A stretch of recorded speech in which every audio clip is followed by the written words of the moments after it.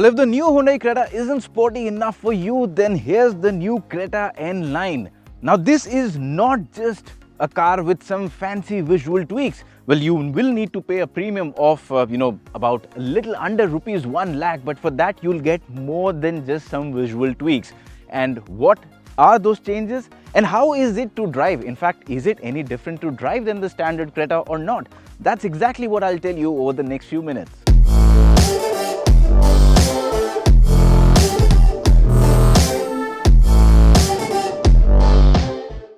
Now, before I tell you about the design changes, also let me tell you, a lot of people think that the little fancy bits that you got on an N line can just be brought from Karol Bagh. But I've seen cars with N line bits from Karol Bagh, and those Chinese parts look really cheap. So if that cheapness is what you want for your car, well, I don't think this video makes any sense. But for those of you who like class and tastefully done things, here's what's changed. First of all, if you look at the front, it's a lot more sportier. Now, the basic design remains the same, but you've got a new bumper, you've got a skid plate, also you've got this N-line badging. All of this gives the car a far more dynamic appeal up front. Also, when you move towards the side, you'll see that this gets very aggressive looking 18-inch alloy wheels, and the brake calipers too are painted in red to bring out those sporty credentials. You've got the N-line badging again on the side, and you've got the red inserts along the length of the vehicle. And when you go back, there's a new spoiler along with the diffuser, the red N-line inserts. And the biggest change here is the dual tip exhaust, which not just looks cool but also sounds different.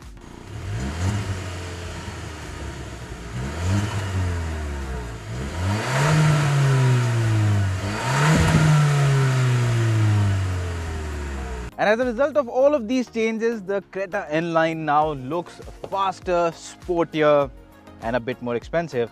But now, let's talk about what's changed in the cabin. Now, just like the exterior, even inside the cabin, there are small changes that make a significant difference in terms of uplifting the cabin appeal and making it look sportier. So as you can see, you've got these red inserts along the dashboard, just to give that bit of a sporty flair. Again, you'll also notice that the red stitching on the gear selector, the steering wheel, and even on the seats. Now, the seats also have been given the sporty pattern, so that goes in sync with the N-line character. The N-line, the N badging is here on the gear shift selector, on the steering wheel. So all of these things give the car a bit of a sportier feel. In terms of features, it remains the same as the standard Creta, which means it's a loaded car.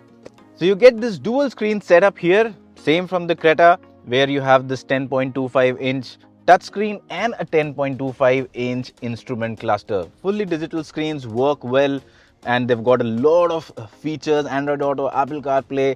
Again, they've got connectivity, so it's a fully connected car, so all of that is built in. Beyond that, you get a nice Bose audio system. You have a 360-degree camera, you've got a panoramic sunroof, you've also got a cooling function, that is the ventilated seats up front. There's also the electrically powered seat for the driver, and you've got paddle shifters with steering wheel controls. So when you add all of that, what you get is a car that's loaded to the gills with features, but now just looks a bit more sportier.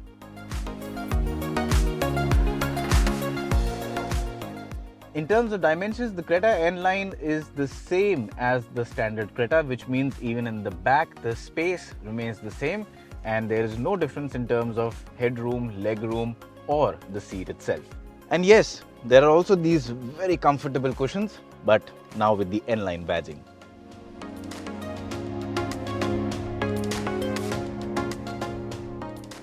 Now, before I go ahead and tell you more about the driving experience, if you have made it so far, you're definitely liking the video. So please hit that subscribe button, press that little bell icon so that our future videos can reach to you directly. And do share the video as well. It would just encourage us to do better. So we've already spoken about the exterior and the interior changes. Now let's talk about what's changed in terms of driving. Now the hardware remains the same between the Creta N Line and the standard Creta. So the same engine, same suspension, same chassis, all of the geometry between components, all of it is same. So not much has changed there. But still, the Creta N Line drives a bit differently than the Creta N. Why is that? I'll just tell you in a couple of minutes.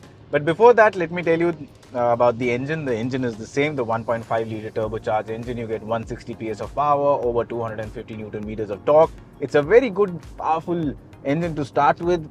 So you get good performance. Hyundai claims 0 to 100 in 8.9 seconds. We will put that claim to test once we do a detailed road test. But yes, it feels properly quick in a straight line. And one good thing with the N Line is that while you can buy it with the 7-speed DCT that we have right now, we're driving, you can also now buy the Creta N Line with the same turbocharged engine and a 6-speed manual gearbox. So for all you enthusiasts out there who want a manual gearbox paired to a powerful petrol engine, well, the Creta N Line gives you that option now. So yes, I mean, having that additional choice is a good thing for the consumer. Also, while we are at it, let's talk about safety. Now, the Creta N Line gets the same safety features as the standard Creta, which is very good because it gets a wide variety of active and passive safety measures. So it's got level 2 ADAS, which means it prevents or reduces the impact of an accident. So that's a great thing to have. And beyond that, in terms of passive safety features, also it comes with 6 airbags, ABS, 360-degree camera, all of the hardware you can expect in the segment. So it continues to be a safe vehicle to drive as well. And in overall performance terms, I would say the Creta N Line is similar to the Creta because not much has changed in terms of weight. The hardware is the same. So you just get a good, nice, sporty performance from it. Yes, the exhaust tips, this exhaust note is different. It's a bit louder. I just wish it was as different as it is on the i20 N Line or the Venue N Line. I think the one in the Creta N Line is a bit muted. They could have done with a bit more bass in it. I think it deserves a bit more sporty exhaust. But beyond that, the other subtle changes which make it drive differently are the calibration changes or the tuning changes to the steering and the suspension. So the suspension is now stiffer, a bit stiffer. It's not stiff as in it's going to break your back, not that kind of stiff. But yes, the car just feels a bit more sporty around corners. It feels a bit more lively. Also, the steering weighs up a bit more than the standard Creta, so that gives you an additional sporty feeling inside the car. And well, these three changes are all it, these two and the exhaust. So that's what will make you feel different in terms of the driving impression. But otherwise, it continues to be a car that is good to drive, fun to drive, is stable and fun. You get paddle shifters, you've got different drive modes to play around with. And yeah, I mean, it's when you want it, it can just be a relaxed vehicle on highway like we are driving right now. It's just cruising along effortlessly. The engine is hardly making any sound, very smooth running unit. So yeah, I mean, I think the Creta N Line, for the kind of small premium that you pay over a standard Creta, it gives you great value for that money. It looks far more sportier, it looks desirable, and even on the inside it looks a bit better, sportier.